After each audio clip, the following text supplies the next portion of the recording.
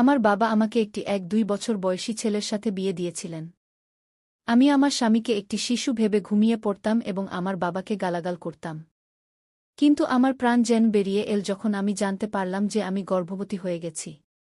আমি তখনও কনের সাজে বসেছিলাম এবং অনিচ্ছা সত্ত্বেও আমার ১-২ বছর বয়সী স্বামীর জন্য অপেক্ষা করছিলাম। আমার হৃদয়ে কোনো আকাঙ্ক্ষা ছিল না, বরং আমি আমার বাবাকে নিয়ে খুব রাগান্বিত ছিলাম, যিনি তার অসুস্থতার কারণে ভেবেছিলেন যে অন্তত মারা যাওয়ার আগে তিনি আমাকে তার ঘরের করে দেবেন। কিন্তু আমি জানি না কেন, আমার বাবা একবারও আমার অনুভূতির কথা ভাবেননি। একটি ১-২ বছর বয়সী শিশু কিভাবে আমার মতো ২-০ বছর বয়সী যুবতীকে কোনো সুখ দিতে পারে?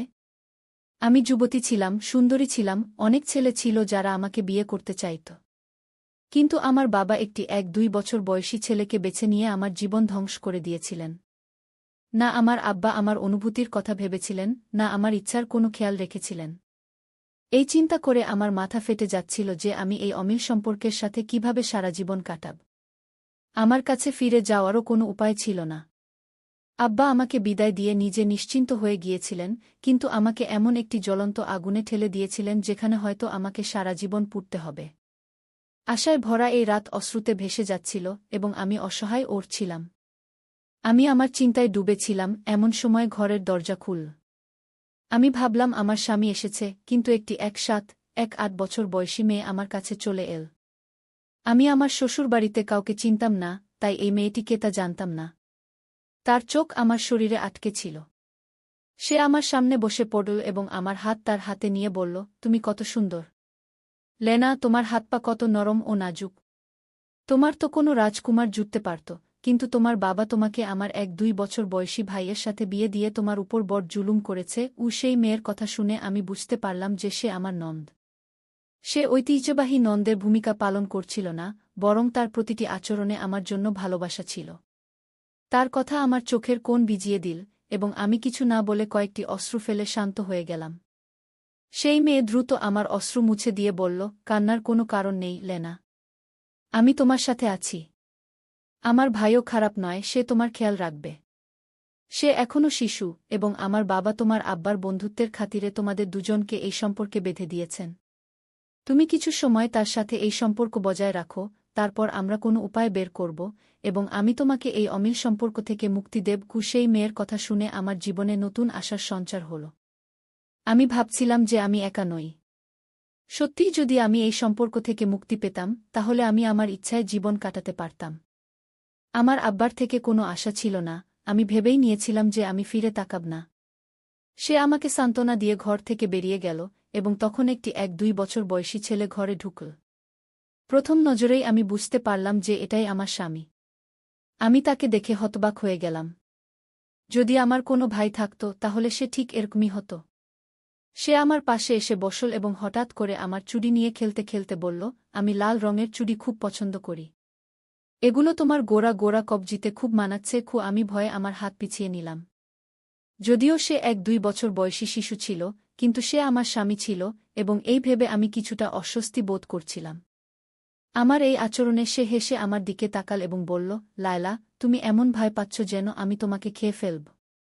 তুমি আমার স্ত্রী, তুমি কি জান না? একটি ১-২ বছর বয়সী শিশুর মুখ থেকে নিজের জন্য স্ত্রী শব্দ শুনে আমার হৃদয়ে একটু ব্যথা লাগল, কিন্তু আমি চুপ হয়ে গেলাম। তারপর আমি বললাম, আমি খুব ক্লান্ত হয়ে পড়েছি, আমি কাপড় বদলে ঘুমাতে চাই। সে কোনো আপত্তি করল না, এবং আমি দ্রুত বাথরুমে চলে গেলাম। এই অল্প সময়ে শাওয়ার খুলে নিচে দাঁড়িয়ে আমার অশ্রু জলের সাথে মিশিয়ে দিলাম এবং আমার হৃদয় হালকা করলাম। আমি শাওয়ারের নিচে দাঁড়িয়ে অনেক সময় কাটিয়ে দিলাম, এবং হঠাৎ মনে হল যেন কারো চোখ আমার শরীরে আটকে আছে। আমি ভয়ে এদিক ওদিক তাকালাম, কিন্তু এটি একটি অ্যাটাচড বাথরুম ছিল, এবং এতে এমন কোনো জানালা ছিল না যেখান থেকে কেউ আমাকে দেখতে পারে। তাহলে কি ঘর থেকে কেউ আমাকে দেখছিল? কিন্তু ঘরে তো শুধু হাম্মাদ ছিল। আমি খুবই বিব্রত বোধ করলাম। আমি দ্রুত কাপড় বদলালাম এবং বাথরুম থেকে বেরিয়ে এলাম। বাইরে বেরিয়ে দেখলাম আমার স্বামী হাম্মাদ গভীর ঘুমে শুয়ে আছে। তাকে ঘুমন্ত দেখে আমার বিশ্বাস হল যে আমি ভুল বুঝেছিলাম। যদি হাম্মাদ ঘুমিয়ে থাকে, তাহলে কে আমাকে দেখতে পাচ্ছিল? আমি চুপচাপ বিছানার অন্য প্রান্তে শুয়ে পড়লাম এবং চোখ বন্ধ করে ঘুমানোর চেষ্টা করলাম। সারাদিনের ক্লান্তি এবং কান্নার কারণে আমার চোখ এতটাই জ্বলছিল যে কিছুক্ষণের মধ্যেই আমি ঘুমিয়ে পড়লাম। কিন্তু মধ্যরাতে আমি একটি অদ্ভুত অনুভূতি অনুভব করলাম এবং ভয়ে ঘুম থেকে জেগে উঠলাম। ঘর এতটাই অন্ধকার ছিল যে আমি কিছুই বুঝতে পারছিলাম না। জানি না কেন ঘুমের মধ্যে আমার মনে হচ্ছিল কেউ আমার শরীরে হাত বুলিয়েছে। অনেক কষ্টে আমি পাশের টেবিলে রাখা ল্যাম্প জ্বালালাম এবং আমার পাশে শুয়ে থাকা হাম্মাদের দিকে তাকালাম, যে আগের মতোই গভীর ঘুমে ছিল। সম্ভবত এটাও আমার ভুল ধারণা ছিল, তাই আমার মনে হয়েছিল কেউ আমাকে স্পর্শ করার চেষ্টা করেছে। এই ভেবে আমি আবার ল্যাম্প বন্ধ করে ঘুমিয়ে পড়লাম।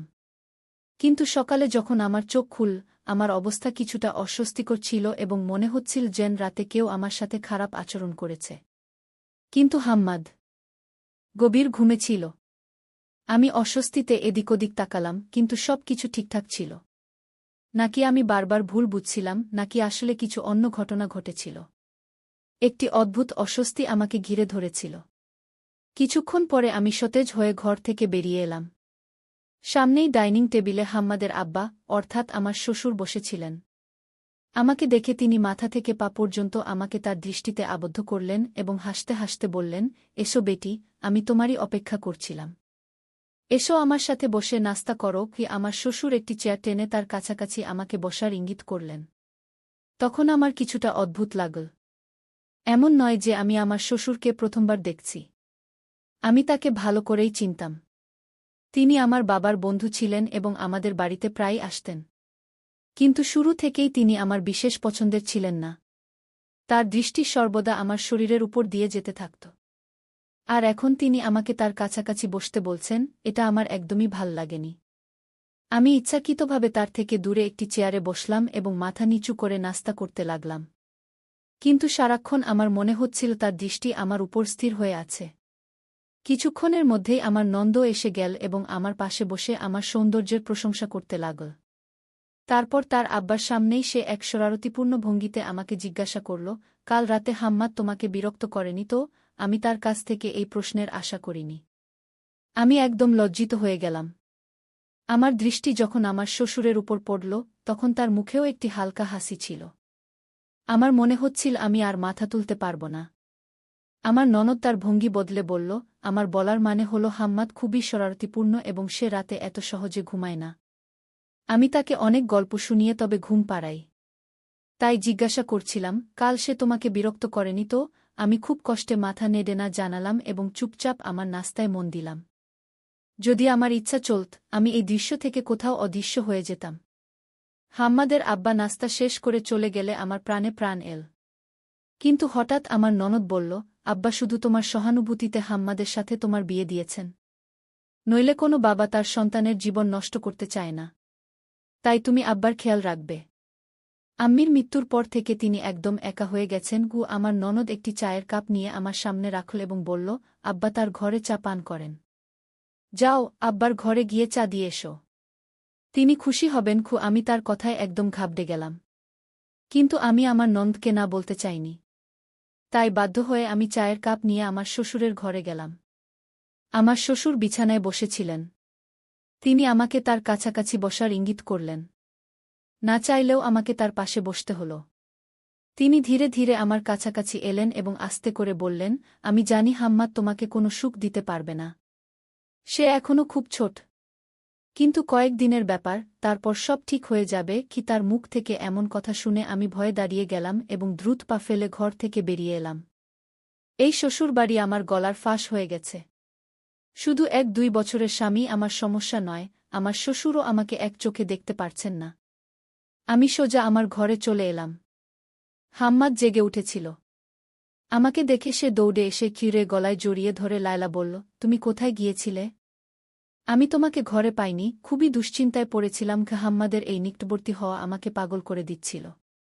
তার বয়স কম হলেও সে আমার স্বামী ছিল। স্বাভাবিকভাবেই তার কাছে পেয়ে আমার হৃদয় দ্রুত স্পন্দিত হচ্ছিল এবং আমি খুব কষ্টে নিজের আবেগ নিয়ন্ত্রণ করেছিলাম। সে আমাকে ছেড়ে পিছিয়ে গেলে আমি রাগের সাথে তাকে তাকিয়ে বললাম, আগে থেকে আমার এত কাছে আসো না, আমি এটা পছন্দ করি না। আমার কথা শুনে তার মুখের রং বদলে গেল এবং সে কিছু বলার আগেই ননদ ঘরে ঢুকে হাম্মাদের উপর রেগে উঠল যে সে এত দেরি করে কেন উঠেছে। তার পরীক্ষা আসন্ন, তাই তাকে পড়াশোনায় মনোযোগ দিতে হবে। তাকে বকাঝকা করে ননদ হাম্মাদকে নিয়ে চলে গেল। আমি সারাদিন ভবিষ্যৎ নিয়ে চিন্তায় কাটিয়ে দিলাম। আমার ক্ষুধা তৃষ্ণা সব মিটে গিয়েছিল। রাতে ননদ এক গ্লাস দুধ নিয়ে আমার ঘরে এল এবং বলল, ভাবি, তুমি সারাদিন কিছু খাওনি, অন্তত এই দুধটা খেয়ে ঘুমিয়ে পড়ো। হঠাৎ করেই আমার ননদ হিনার উপর স্নেহ জন্মাল। সে বয়সে আমার থেকে ছোট ছিল, তবুও আমার খুব যত্ন নিচ্ছিল। আমি তার হাত থেকে দুধের গ্লাস নিয়ে তার খুশির জন্য দুধ পান করলাম। হাম্মাদও ঘরে চলে এল। সেও এক গ্লাস দুধ পান করে ঘুমাতে শুয়ে পড়ল। মনে হচ্ছিল সে আমার উপর বিরক্ত হয়েছে, কারণ সে আমার দিকে একবারও তাকায়নি। আমিও আরামে ঘুমাতে শুয়ে পড়লাম। পরের দিন সকালে যখন আমার চোখ খুল, বিছানার চাদর নিচে পড়েছিল। হাম্মাদ বিছানায় কোথাও ছিল না, এবং আমার অবস্থা বেশ অদ্ভুত লাগছিল। আমি রাতে ঠিকঠাক পোশাক পরে ঘুমিয়েছিলাম, কিন্তু এখন আমার কাপড় কাঁধ থেকে ছিঁড়ে গিয়েছিল, যেন কেউ তা খুলে ফেলেছে। আমি হাম্মাদের দিকে তাকালে দেখলাম সে বিছানা থেকে নিচে পড়ে আছে, সম্ভবত ঘুমের মধ্যে নিচে পড়ে গেছে। কিন্তু বিছানার এই অবস্থা কে করল? আর আমার কাপড় কিভাবে ছিঁড়ে গেল? আমি কিছুই বুঝতে পারছিলাম না। আমি দ্রুত উঠে পোশাক বদলালাম এবং বিছানা ঠিক করে হাম্মাদকে নাড়া দিলাম। সে গভীর ঘুম থেকে কষ্টে চোখ খুলে আমার দিকে তাকাল। আমি তাকে বিছানায় তুলে দিলাম এবং নিজেও বিছানায় বসলাম। আমি দুহাতের আঙুল জড়িয়ে অস্বস্তিতে বসেছিলাম। এসব কি হচ্ছিল? হাম্মাদ মাত্র 1-2 বছরের একটি শিশু, এবং আমি নিশ্চিত ছিলাম সে আমার সাথে কোনো অপ্রীতিকর আচরণ করতে পারে না। কিন্তু যদি হাম্মাদ কিছু না করে থাকে, তাহলে এসব কিভাবে হল? কিছুক্ষণ এই চিন্তায় ডুবে থাকার পর আমি ঘর থেকে বের হলাম। আমার মনে হলো কেউ আমার দরজার পাশে দাঁড়িয়েছিল, এবং দরজা খুলতেই লুকিয়ে পড়ল। আমি একটি ছায়াকে দ্রুত দূরে যেতে দেখলাম, এবং এটি আমার সন্দেহকে নিশ্চয়তায় পরিণত করল। এই ভেবে আমার পা কেঁপে উঠল। এই বাড়িতে হাম্মাদ ছাড়া যদি কোনো পুরুষ থাকে, তবে তা আমার শ্বশুর। আমি ভাবতেও পারছিলাম না যে কোনো বাবা তার ছেলের স্ত্রীর সাথে এমন আচরণ করতে পারে। আমি নিজের স্বামীর বাড়িতেই নিজেকে অসুরক্ষিত অনুভব করছিলাম। রান্নাঘর থেকে বেরিয়ে আমার ননদ হিনা আমার কাছে এল এবং আমার বিবর্ণ মুখ দেখে বলল, ভাবি, সব ঠিক আছে তো? তুমি এত চিন্তিত হয়ে দাঁড়িয়ে আছো কেন? আমি ভয়ে ভয়ে হিনাকে বললাম যে আমার মনে হচ্ছিল কেউ আমার দরজার কাছে দাঁড়িয়ে আছে বা ভিতরে উকি মারার চেষ্টা করছে। হিনা আমার কথা শুনে হতবাক হয়ে বলল, আব্বা তো সকাল থেকে ডাক্তারের কাছে গেছেন, আর হাম্মাদ তোমার ঘরে আছে। আমি খাবার বানাচ্ছি, নিশ্চয়ই তোমার কোনো ভুল ধারণা হয়েছে। আমি হিনাকে বোঝানোর চেষ্টা করলাম যে আমি নিজেই একটি ছায়া দেখেছি, কিন্তু হিনা আমার কথা বিশ্বাস করল না। সে বলতে লাগল যে বাড়িতে এই মুহূর্তে সে ছাড়া আর কেউ নেই। হাম্মাদের পরীক্ষার 1 সপ্তাহ আগে স্কুল থেকে ছুটি মিলেছিল, এবং আজ ছিল তার শেষ ছুটির দিন। হিনা আমাকে বলতে লাগল যে সে পড়াশোনায় খুবই অমনোযোগী, এবং এখন আমাকেই তাকে পড়াতে হবে। আমি ধীরে ধীরে দায়িত্ব নিতে শুরু করলাম এবং হাম্মাদকেও নিজে পড়াতে লাগলাম। আমার প্রধান চেষ্টা ছিল নিজের ঘরে থাকা এবং শ্বশুরের সাথে কথা না বলা। জানি না কেন আমি তাকে ভয় পেতাম। দিন দ্রুত কেটে যাচ্ছিল। হাম্মাদের সাথে আমার বেশ ভালো বন্ধুত্ব হয়ে গিয়েছিল। সে আমার কাছে এলে আমি আর অস্বস্তি বা অস্থিরতা বোধ করতাম না, বরং স্নেহের সাথে তার সাথে আচরণ করতাম। সে একটি নির্দোষ শিশু ছিল, এবং এই ভেবে আমি ধীরে ধীরে তার যত্ন নিতে শুরু করেছিলাম। বিয়ের পর কিছুদিন আমি কিছু অদ্ভুত আচরণ অনুভব করেছিলাম, কিন্তু এখন আর তা ছিল না, তাই আমি শান্তিতে জীবন কাটাচ্ছিলাম। হিনার সাথে আমার খুব ভালো বন্ধুত্ব হয়ে গিয়েছিল। সে সত্যিই খুব ভালো এবং স্নেহশীল মেয়ে ছিল। মেয়েটি আমার যত্ন নেওয়া এবং আমাকে খুশি রাখার ক্ষেত্রে কোনো ত্রুটি রাখেনি। অন্যদিকে হাম্মাদও সাধারণ বাচ্চাদের মতো ছিল না, বরং সে আমার চেয়ে বয়সে বড় এবং দায়িত্বশীল মনে হতো। আমার বিয়ের পর এটি ছিল 2য় মাস। আমার স্বাস্থ্য কিছুটা খারাপ হতে শুরু করেছিল। সব সময় বমি বমি ভাব অনুভব করতাম, রান্নাঘরে গেলে জিনিসপত্রের গন্ধে গা গুলিয়ে উঠত, খাবার খেলে অসুস্থ বোধ করতাম। শুরুতে আমি ভেবেছিলাম যে এটি হয়তো দুর্বলতা এবং গরমের কারণে, কিন্তু দিন যত গড়াতে থাকল, আমার স্বাস্থ্য ততই নাজুক হতে থাকল। যখন হিনা আমার স্বাস্থ্য আরও খারাপ দেখল, তখন জোর করে আমার হাত ধরে আমাকে ডাক্তারের কাছে নিয়ে গেল। ডাক্তার অনেক প্রশ্ন করার পর আমাকে আল্ট্রাসাউন্ড করতে পাঠালেন। যখন আল্ট্রাসাউন্ডের রিপোর্ট এল, তখন আমার মাথায় আকাশ ভেঙে পড়ল। আমি গর্ভবতী হয়ে গিয়েছিলাম, আর এই খবরটি আমার জন্য ছিল অবিশ্বাস্য। আমার স্বামী একটি 1-2 বছরের বাচ্চা, তার সাথে আমার কোনো শারীরিক সম্পর্কই হয়নি, তাহলে আমি কিভাবে গর্ভবতী হলাম? আমি আতঙ্কিত হয়ে ডাক্তারকে বললাম যে নিশ্চয়ই তার কোনো ভুল হয়েছে। আমার কথা শুনে ডাক্তার হেসে বললেন, আপনার তো নতুন বিয়ে হয়েছে, তাই এই খবর শুনে আপনি একটু ঘাবড়ে গেছেন। কিন্তু চিন্তার কিছু নেই, গর্ভবতী হওয়া তো কোনো রোগ নয়, এটি তো আনন্দের খবর। আপনি আল্লাহর শুকরিয়া আদায় করুন যে বিয়ের দ্বিতীয় মাসেই আপনার গর্ভ সঞ্চার হয়েছে, নইলে মানুষ তো বছরের পর বছর মনের ইচ্ছা নিয়ে ঘুরে, তবুও সন্তানের মতো নেয়ামত থেকে বঞ্চিত থাকে। ডাক্তার কিছু ওষুধ লিখে আমার হাতে প্রেসক্রিপশন দিলেন। আমি হতবাক ও বিমর্ষ হয়ে হিনার সাথে বেরিয়ে এলাম। তার মুখেও হতবুদ্ধি ভাব, সে একদম চুপ। আমার চোখ দিয়ে অশ্রু ঝরছিল। আমি রাগান্বিত হয়ে হিনাকে বললাম, এটা কি হলো? আমার এবং হাম্মাদের মধ্যে তো এমন কিছুই হয়নি, তাহলে আমি কিভাবে গর্ভবতী হলাম? আমি কোনোভাবেই অসচ্চরিত্র নারী নই। হিনা আমার দিকে গভীরভাবে তাকাল এবং কিছু না বলে আমাকে বাড়ি নিয়ে এল। পুরো পথে সে নীরব ছিল, আর আমি অনুভব করছিলাম যে আমি তার চোখে অপরাধী। আমি ভয় পেয়েছিলাম যে যদি সেও আমার চরিত্রে বিশ্বাস না করে, তাহলে আমি কোথায় যাব? আমার শ্বশুরের কাছ থেকে তো আমি কোনো আশাই করি না। এই বাচ্চাটি কি আমার শ্বশুরের? এই ভাবনা মাথায় আসতেই আমার পা থেকে প্রাণ উড়ে গেল। আমি এবং হিনা বাড়িতে ঢুকতেই সামনে আমার শ্বশুর দাঁড়িয়েছিলেন। তিনি জানতেন যে আমরা ডাক্তারের কাছে গিয়েছিলাম। আমাকে দেখেই তিনি আমার স্বাস্থ্যের খবর জিজ্ঞাসা করলেন। আমার চোখ দিয়ে অশ্রু গড়িয়ে পড়ল, আর হিনাও মাথা নিচু করে বসে পড়ল। সে তার বাবাকে আমার গর্ভবতী হওয়ার খবর শুনিয়ে দিল। আমি লজ্জায় মাটিতে মিশে যেতে চাইলাম, যদি এই বাচ্চাটি তারই হয়, তবুও আমি কারো সামনে মুখ দেখানোর যোগ্য থাকব না। হাম্মাদও সেখানে বসে পড়াশোনা করছিল। এই খবর শুনে সেও আমাকে অবাক দৃষ্টিতে তাকাল। সে বাচ্চা ছিল বটে, কিন্তু এতটাও ছোট নয় যে গর্ভবতী শব্দের অর্থ সে বুঝতে পারবে না। এই খবর শুনে আমার শ্বশুর রেগে উঠে দাঁড়ালেন এবং ঘৃণার দৃষ্টিতে আমার দিকে তাকিয়ে বললেন, আমি তোমাকে খুবই সৎ এবং পবিত্র মনে করে আমার বাড়ির বুক করে এনেছিলাম। আমি ভেবেছিলাম যে তোমার মরতে বসা বাবার শেষ ইচ্ছাও পূরণ হবে, আর আমার মাহারা বাচ্চাকে তোমার স্নেহ মিলবে। কিন্তু তুমি তো আমাদের নামে কলঙ্ক লেপে দিয়েছ। এটা কার? তুমি কার সাথে পাপ করেছ? এর আগে আমি কোনো উত্তর দিতে পারি, হাম্মাদ মাঝে বাধা দিয়ে বলল, আব্বু, লায়লা এমন নয়, আপনি ভুল বুঝছেন। আমি অবাক হয়ে হাম্মাদের দিকে তাকালাম। সেই 1-2 বছরের বাচ্চা আজ আমার পক্ষে তার বাবার সামনে দাঁড়িয়ে গেল, অথচ আমি তো কখনো তাকে পুরো দিলে আমার স্বামীও মনে করিনি। হাম্মাদের আব্বু রেগে বললেন, তাহলে তুমিই বলো, এই বাচ্চাটি কার? তোমার? তার প্রশ্নে সে চুপ হয়ে গেল। আমার শ্বশুর রেগে এদিক ওদিক হাঁটতে লাগলেন, এবং তারপর এমন একটি সিদ্ধান্ত নিলেন যা শুনে আমার মাথায় আকাশ ভেঙে পড়ল। তিনি হাম্মাদকে বলছিলেন, এখনই, এই মুহূর্তে, এই অসচ্চরিত্র মেয়েটিকে তালাক দাও এবং এখান থেকে বের করে দাও। এর সাথে করা ভালো কাজ আজ আমাদের গলার ফাঁস হয়ে দাঁড়াবে। তালাকের শব্দ শুনে আমার চিৎকার বেরিয়ে গেল, এবং তারপর এমন একটি ঘটনা ঘটল যে আমার রুহ কেঁপে উঠল। আমার ননদ হিনা জানিয়ে দিয়েছিল যে এই বাচ্চাটি কার, এবং এই খবর শুনে আমার পায়ের নিচ থেকে মাটি সরে গেল। সে জানত যে আমি কার সন্তানের মা হতে যাচ্ছি, কিন্তু ভয়ে চুপ ছিল। যখন সে বুঝল যে আমার জীবন ধ্বংস হয়ে যাবে, তখন সে সব সত্য বলে দিল। সে কাঁদতে কাঁদতে বলল যে সে একটি ছেলেকে পছন্দ করত, এবং সেই ছেলে লুকিয়ে লুকিয়ে তার সাথে দেখা করত। হিনা তাকে পুরো বাড়ির চাবি দিয়ে রেখেছিল, কিন্তু যখন আমি বিদায় হয়ে এখানে এলাম, তখন আমার বিয়ের রাতে সেই ছেলেটি আমাকে দেখে এবং আমার সৌন্দর্যে খুব বেশি প্রভাবিত হয়েছিল। তবে হিনার একেবারেই ধারণা ছিল না যে তার নিয়ত খারাপ। সেই ছেলেটি বাড়ির চাবি ব্যবহার করে সুযোগ নিয়ে বিয়ের রাতে আমার ঘরে এসে না শুধু গোসলখানা আমাকে শাওয়ার নিতে দেখেছিল, বরং সে রাতেই আমার ঘরেই লুকিয়ে থাকল এবং সুযোগ পেয়ে আমার সাথে ছেলেমানুষি করতে লাগল। কিন্তু আমার চোখ খুলে গেল এবং সে বুঝতে পারল যে আমি হালকা ঘুমে ঘুমাই। তাই সে হিনাকে বলল যে সে আমাদের দুজন স্বামী-স্ত্রীকে ঘুমের ওষুধ দিয়ে ঘুম পাড়িয়ে দেবে, যাতে তাদের মিলনে সুবিধা হয়। কিন্তু আসলে সে এই সুযোগ নিয়ে আমাকে ব্যবহার করতে চেয়েছিল এবং সে ঠিক তাই করল। হিনা কিছুদিনের মধ্যেই জানতে পারল যে সেই ছেলেটি তাকে ঠকিয়ে আমাকে ব্যবহার করেছে, এবং এই নিয়ে তাদের দুজনের মধ্যে ঝগড়া হয়ে গেল।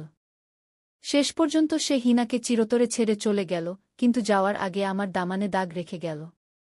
আর আজ আমি তার সন্তানের মা হতে যাচ্ছিলাম। হিনা হাত জোট করে আমার কাছে ক্ষমা চাইল এবং তার বাবাকে অনুরোধ করল যে তার গুনাহের শাস্তি যেন আমাকে না দেওয়া হয়। আমার শ্বশুর তার মেয়ের সত্যি কথা জানতে পেরে প্রাণ হারালেন। হাম্মাদ আমাকে সাহায্য করে ঘরে নিয়ে এল এবং আমাকে আশ্বস্ত করল যে সে আমার পাশে থাকবে এবং আমাকে কোনো কষ্ট দেবে না। আমার শ্বশুর রাগে হিনাকে ঘরে বন্দি করে রেখেছিলেন, কিন্তু সে তো নিজেই প্রতারিত হয়েছিল। তাই আমি না শুধু তাকে ক্ষমা করে দিলাম, বরং কিছুদিনের মধ্যেই আমার শ্বশুরকেও বাধ্য করলাম যে তিনিও হিনাকে ক্ষমা করে দেবেন। হাম্মাদ যেভাবে আমার পাশে দাঁড়িয়েছিল, আমি সিদ্ধান্ত নিয়েছিলাম যে আমার সমস্ত জীবন তার সঙ্গেই কাটাব। আল্লাহর ইচ্ছায় এমন হল যে আমার সন্তান পরের মাসেই গর্ভপাত হয়ে গেল এবং তারপর আমি হাম্মাদের সাথে একটি ভালো জীবনযাপন শুরু করলাম। আমাদের আশেপাশে হিনার মতো অনেক মেয়ে আছে যারা অল্প বয়সে মিথ্যা ভালোবাসায় পড়ে না শুধু নিজের, বরং পরিবারের জীবনও নষ্ট করে দেয়া। তাই আমাদের উচিত আমাদের মেয়েদের সঠিক ও ভুলের পার্থক্য বোঝানো এবং তাদের এমন প্রতারকদের কবল থেকে বাঁচানো। তাহলে বন্ধুরা, আজকের এই গল্পটি আপনাদের কেমন লাগল? আশা করি গল্পটি আপনাদের ভালো লেগেছে। যদি গল্পটি ভালো লেগে থাকে তাহলে ভিডিওটি লাইক করবেন। আর যদি আপনি চ্যানেলে নতুন হয়ে থাকেন, তাহলে আমাদের চ্যানেলটি সাবস্ক্রাইব করে নিন, যাতে আপনি আমাদের সব ভিডিওর নোটিফিকেশন সময়মতো পেতে থাকেন।